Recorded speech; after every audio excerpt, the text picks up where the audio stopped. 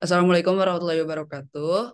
Perkenalkan, nama saya Asni Ismatul Habibah dengan NPM 22.308. Di sini saya akan sedikit menjelaskan tentang yurisdiksi negara hukum internasional.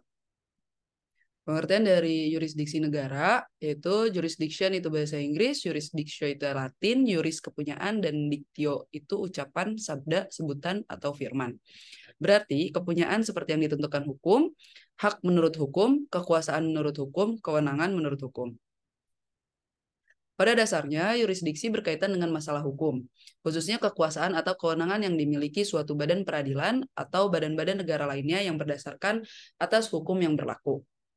Yurisdiksi negara berarti kekuasaan atau kewenangan dari suatu negara untuk menetapkan dan memaksakan atau to declare dan enforce hukum yang dibuat oleh negara atau bangsa itu sendiri. Ada 3 macam yurisdiksi yang dimiliki oleh negara yang berdaulat menurut O'Brien, yaitu pertama, kewenangan negara untuk membuat ketentuan-ketentuan hukum terhadap orang, benda, peristiwa, maupun perbuatan di wilayah teritorial, atau legislative jurisdiction or prescriptive jurisdiction. Yang kedua, kewenangan negara untuk memaksakan berlakunya ketentuan-ketentuan hukum nasionalnya, atau executive jurisdiction or enforcement jurisdiction. Yang ketiga, kewenangan pengadilan negara untuk mengadili dan memberikan putusan hukum, atau judicial jurisdiction.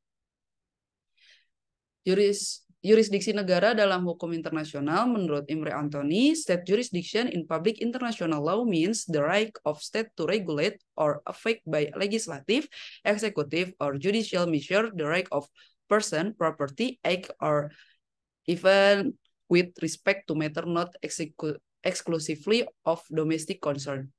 Yaitu yurisdiksi negara dalam hukum internasional publik berarti hak suatu negara untuk mengatur atau mempengaruhi dengan langkah-langkah atau tindakan-tindakan yang bersifat legislatif, eksekutif, yudikatif atas hak-hak individu, milik atau harta kekayaan, perilaku-perilaku atau peristiwa-peristiwa yang tidak semata-mata merupakan masalah dalam negeri.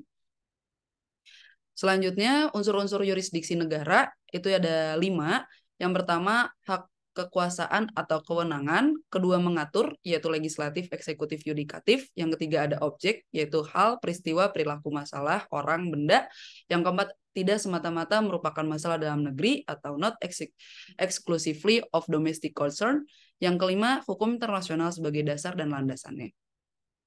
Selanjutnya ada macam-macam yurisdiksi negara. Berdasar hak kekuasaan dan kewenangan untuk mengatur, yang pertama yurisdiksi legislatif atau legislative jurisdiction adalah yurisdiksi suatu negara untuk membuat atau menetapkan suatu peraturan perundang-undangan untuk mengatur suatu objek atau masalah atau tidak bersifat domestik muncul apabila atas suatu masalah tidak terdapat pengaturannya dalam undang-undang nasionalnya.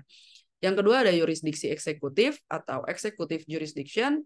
Yurisdiksi administratif berkenaan dengan hak kekuasaan dan kewenangan suatu negara untuk menerapkan atau melaksanakan peraturan perundang-undangan nasional yang telah dibuatnya itu atas suatu masalah yang tidak semata-mata bersifat domestik.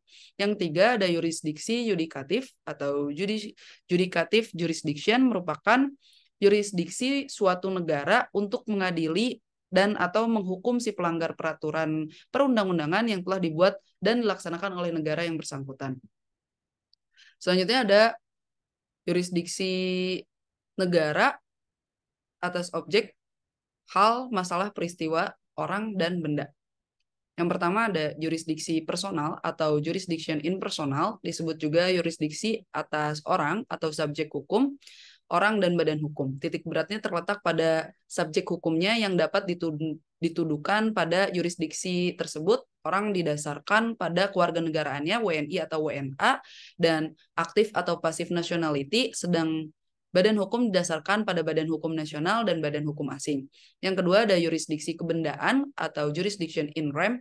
Asas ini menitik beratkan pada adanya hubungan langsung dan aktif antara negara itu sendiri dengan warga negaranya. Kemungkinan benda ditinjau dari letaknya. Yang pertama, benda yang selamanya terletak atau benda di dalam batas-batas wilayah suatu negara. Yang kedua, benda pada suatu waktu berada di dalam suatu negara, pada waktu lain berada di wilayah negara lain. Yang ketiga, suatu benda sebagian atau berada di dalam wilayah suatu negara dan sebagian lain di dalam wilayah negara lain. Selanjutnya ada prinsip-prinsip yurisdiksi, prinsip yang pertama ada prinsip yurisdiksi teritorial, yang kedua ada prinsip teritorial subjektif, yang ketiga ada prinsip teritorial objektif, yang keempat ada prinsip nasionalitas aktif, yang kelima ada prinsip nasionalitas pasif, yang keenam ada prinsip universal, yang ketujuh ada prinsip perlindungan. Sekian dari saya, mohon maaf apabila ada kekurangan dan kesalahan kata. Terima kasih. Wassalamualaikum warahmatullahi wabarakatuh.